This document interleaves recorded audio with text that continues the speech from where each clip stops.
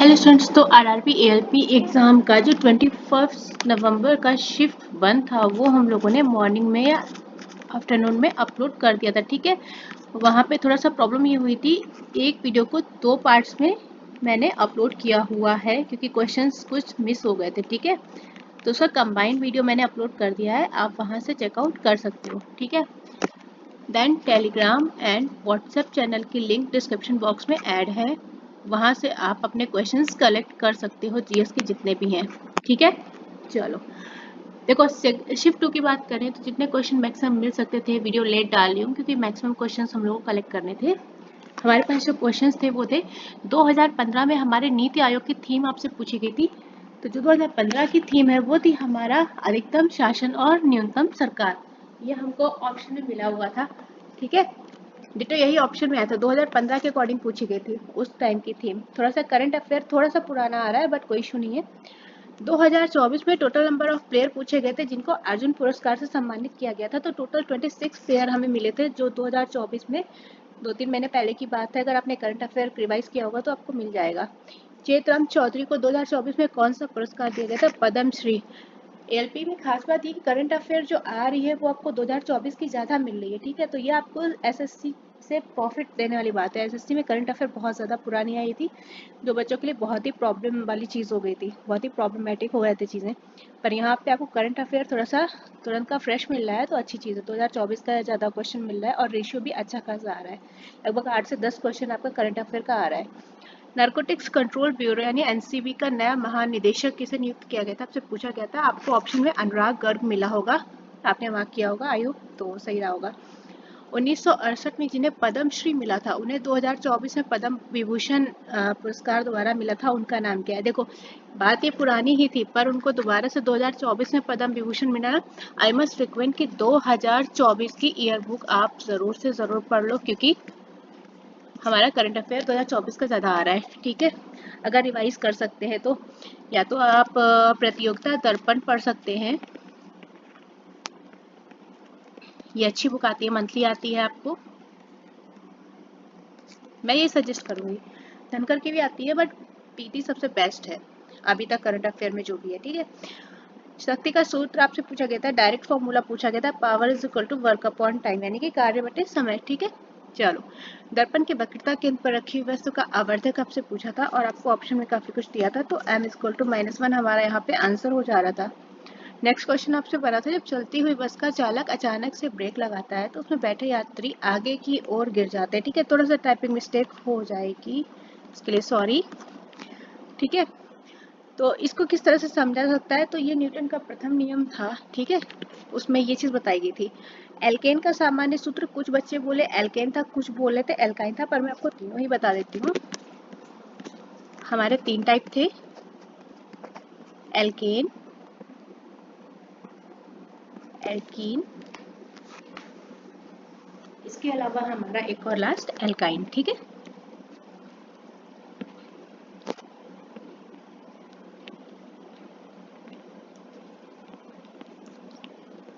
Alkene के लिए आपका सामान्य सूत्र क्या था? CnH2n+2। अगर एल्केन की बात होगी तो CnH2n, और अगर एल्काइन की बात होगी तो क्या हो जाएगा? 2n-2। ठीक है, तो तीनों ही मेंशन कर दिए। कुछ सही भी क्वेश्चन बता रहे हैं, कुछ थोड़ा इधर छोड़ कर दे रहे क्वेश्चन में, तो अगर किसी क्वेश्चन में डाउट हो तो मेंशन कर देना क्वेश्चन था या नहीं था। अगर कोई डाउट लगा तो मैं बता देती हूँ। कॉपर के विद्युत अपघटनी परिष्करण से रिलेटेड क्वेश्चन आया था कि विद्युत अपघट्य किसका एक विलयन था, तो हमें ऑप्शन में डायरेक्टली यही मिल गया था, अम्लीकृत कॉपर सल्फेट। ठीक है, ये वाला इसमें जो भी था आप अपना क्वेश्चन पेपर के अकॉर्डिंग यहाँ से पिक कर लेना। ठीक है, मुक्त रूप से गिरने वाली वस्तु का वेग कितना था? 9.8 मीटर पर सेकेंड स्क्वायर। ठीक है, ये आपको कुछ इस तरह से लिखा हुआ मिला होगा। ठीक है, तो कंफ्यूज होने की ज़रूरत नहीं है। ईएमआई के आधार पर एक आपसे पूछा गया था कौन सा उपकरण कार्य नहीं करता। यहाँ पे मुझे ऑप्शन नहीं मिल पाए हैं तो आप ऑप्शन के थ्रू जाइएगा, अगर मुझे पता चला तो मैं नेक्स्ट वीडियो में मेंशन कर दूंगी। राइट, भारतीय शतरंज टीम के कोच आपसे पूछे गए थे, प्रेजेंटली श्रीनाथ नारायण जी हैं। 2024, देखो फिर से करंट अफेयर आ रहा है, 2024 का मस्ट रिकमेंड प्रतियोगिता दर्पण, अगर आप ईयरली रिवाइज कर सकते हैं तो ज़रूर से ज़रूर कर लीजिएगा। काफ़ी अच्छी बुक है और मेरे ख्याल से ना अगर करंट अफेयर क्वेश्चन 30 भी आएगा आपका ना तो 20 to 25 ईजिली आपको यहाँ से मिल जाएगा। चलो, इसका ओलंपिक का शुभंकर पूछा गया था तो फ्रीजेस था। 2023 में कितने लोगों को पद्म विभूषण पुरस्कार, देखो पद्मश्री, पद्म भूषण और पद्म विभूषण में कंफ्यूज नहीं हो जाना। 2023 की बात हो रही है, एक साल पहले का करंट अफेयर आया है। उस समय 6 लोगों को मिला था। इलेक्ट्रॉन की खोज किसके द्वारा की गई थी? कुछ ने बोला कि ईयर पूछा था तो मैंने दोनों ही मेंशन कर दिया आपको। जे थॉमसन ने की थी। कब? अक्टूबर 1897 में। ठीक है। पौधे या कवक दोनों में से किसी एक की कोशिकावृत्ति पूछी गई थी। सेल वॉल किसकी बनी होती है? अगर पौधे की बात हो रही है प्लांट, तो प्लांट की होती है सेल्यूलोज की। ठीक है। पौधे की सेल वॉल किसकी होगी? सेल्यूलोज की। और अगर कवक की पूछी गई है तो कवक की जो सेल वॉल होती है वो काइटिन की मिली होगी। ठीक है। नेक्स्ट आपसे रिएक्शन पूछी गई थी, जब क्लोरीन गैस बुझे हुए चूने के साथ प्रतिक्रिया करता है, रिएक्शन करता है तो क्या होता है? दोबारा Cl2 करता है रिएक्शन। ठीक है। कैल्शियम हाइड्रोक्साइड के साथ तो हमारा ये यहाँ पे ब्लीचिंग पाउडर बनता है। ठीक है। या इसको ऑप्शन में आपको ब्लीचिंग पाउडर दिया था, या अगर नहीं भी दिया होगा, वैसे तो यही दिया था, या आपको मिला होगा कैल्शियम ऑक्सीक्लोराइड। ठीक है। यहाँ से सारे क्वेश्चन आपको बन के जितने बन सकते थे, जो सारे थे वही बता रही है। डायरेक्टली आपसे आया हुआ था 1 kW की वैल्यू आई थी कुछ इस तरह से, और ऑप्शन में डायरेक्ट आंसर मिल गया था 3.6 इंटू 10⁻⁶। ये आपको लिखा हुआ मिला होगा कुछ इस तरह का, राइट।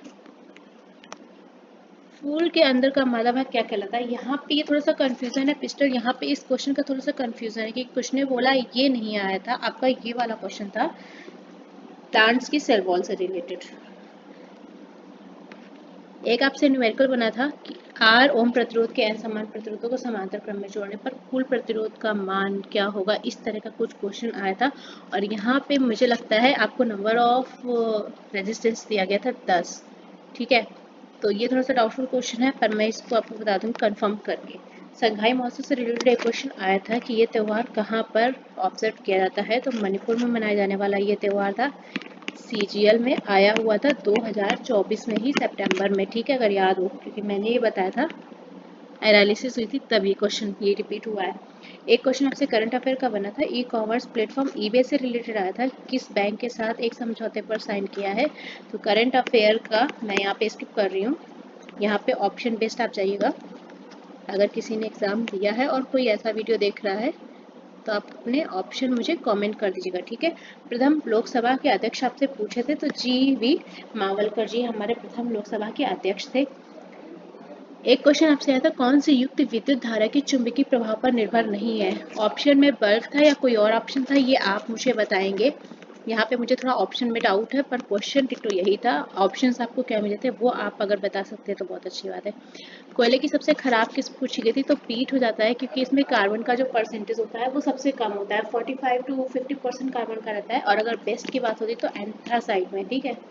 वाष्पशील पदार्थ जो होता है वो पीट में ज़्यादा होता है और एंथ्रासाइट में कम होता है। बट अगर कोयले की बात करेंगे तो फिर हमारा क्या होगा, पीट में हमारे जो कार्बन की परसेंटेज होगी ना वो कम होती है।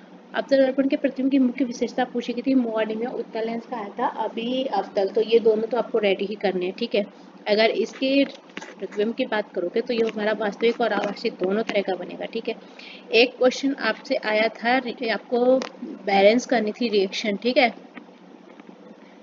रिएक्शन बैलेंस का क्वेश्चन था, क्या था वो मुझे पता नहीं अभी, अगर पता चलता है तो मैं आपको मेंशन कर दूंगी। नेक्स्ट क्वेश्चन आपसे सेल में इलेक्ट्रॉन्स की संख्या पूछी गई थी। ठीक है।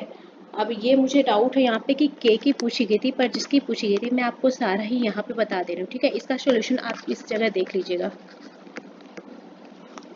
ठीक है।